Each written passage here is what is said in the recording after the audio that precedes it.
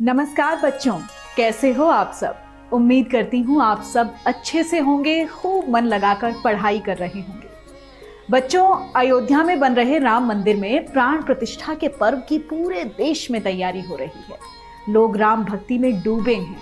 लेकिन बच्चों, क्या आप ये जानते हैं कि भगवान राम का जन्म कब, कैसे और किन परिस्थितियों में हुआ।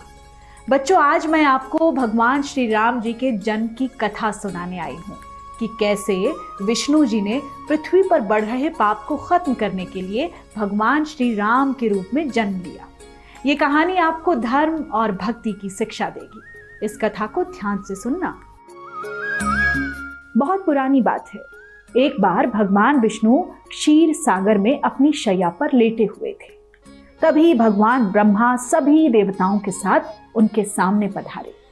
सारे देवता भगवान विष्णु से गुहार लगाकर बोले, हे भगवान, लंका के राजा रावण ने तीनों लोकों में आतंक फैला रखा है और पृथ्वीवासी घबराए हुए हैं। इसलिए हम सब आपकी शरण में आए हैं। अब आप ही हमें इस राक्षस से छुटकारा दिलाएं। सभी देवताओं की बात सुन भगवान विष्णु बोले, लगता है अब पृथ्वी पर अवतार लेने का समय आ गया है। आप सब निश्चिंत हो जाएं। आप सबकी रक्षा करना मेरा परम कर्तव्य है। बच्चों, भगवान विष्णु ने यह फैसला लिया कि वो धरती पर राम अवतार के रूप में आएंगे। उसके बाद अयोध्या में राजा दशरथ के यहाँ भगवान राम ने जन्म लिया। भगवान राम के पिता पुत्र कामना को लेकर बहुत परेशान थे कि आखिर कैसे उनकी ये कामना पूरी हो। कैसे राम जी का जन्म हुआ और किन परिस्थितियों में हुआ, आगे की कहानी भी आपको समझाऊंगी, ध्यान से सुनना। त्रेता युग में अयोध्या नामक एक विशाल राज्य हुआ करता था। अयोध्या के राजा दशरथ थे। उनकी 3 पत्नियां थीं, कौशल्या, सुमित्रा और कैकेयी। राजा दशरथ के पास धन, वैभव और शौर्य की कोई कमी नहीं थी और उनके राज्य में प्रजा भी काफी सुख और शांति से रहती थी। लेकिन महाराज दशरथ की कोई संतान नहीं थी। इस कारण वो बेहद चिंतित रहते थे। संतान प्राप्ति के लिए वो सदैव पूजा पाठ और दान धर्म करते रहते थे, लेकिन उन्हें पुत्र की प्राप्ति नहीं हो रही थी। एक दिन राजा दशरथ अपने दरबार में बैठे हुए थे।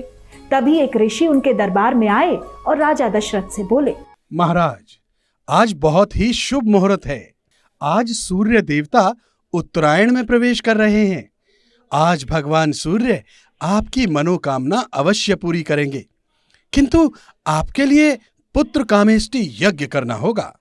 ऋषि की बात सुनकर राजा दशरथ बोले, हे महर्षि, आप शीघ्र ही यज्ञ की तैयारी करिए।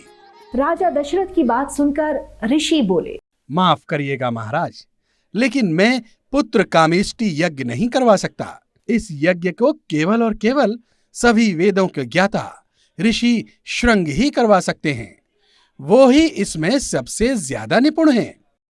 तो फिर उनको बुलाइए गुरुदेव और यज्ञ का अनुष्ठान कीजिए। राजा दशरथ की बात सुन ऋषि ने कहा कि महाराज, आपको स्वयं ही उनके पास जाना होगा और यज्ञ के लिए प्रार्थना करनी होगी, तभी वो आएंगे। ऋषि की बात सुन राजा दशरथ नंगे पांव ही ऋषि श्रृंग के आश्रम में पहुंचे और बड़े ही भावुक होकर उनसे पुत्र कामेष्टि यज्ञ की विनती की। सभी लोगों की उपस्थिति में यज्ञ प्रारंभ हुआ। मंत्रोच्चारण से चारों दिशाएं गूंज उठी। यज्ञ में दी गई आहुति से प्रसन्न हो अग्निदेव प्रकट हुए। उनके हाथ में खीर का पात्र, जिसे राजा दशरथ को देते हुए अग्निदेव बोले, हे राजन, ये खीर का पात्र लीजिए और इस खीर को अपनी तीनों रानियों में बांट दीजिए। आपकी संतान प्राप्ति की इच्छा जरूर पूरी होगी। राजा दशरथ ने अग्निदेव को धन्यवाद किया और खीर का पात्र ले जाकर अपनी रानियों को बांट दिया। रानी कौशल्या और रानी कैकेयी ने खीर का आधा हिस्सा खाया और बचा हुआ आधा हिस्सा रानी सुमित्रा को दे दिया। इस तरह रानी सुमित्रा ने खीर के 2 हिस्से ग्रहण किए।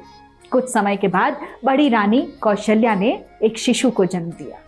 शिशु बहुत ही आकर्षक और तेजस्वी था। वो कोई और नहीं बल्कि भगवान विष्णु के अवतार प्रभु श्री राम थे। उसके बाद रानी कैकेयी ने भी एक पुत्र को जन्म दिया, जिसका नाम भरत रखा गया। सबसे छोटी रानी सुमित्रा ने खीर के 2 हिस्से खाए थे, इसलिए उन्होंने एक नहीं बल्कि 2 पुत्रों को जन्म दिया।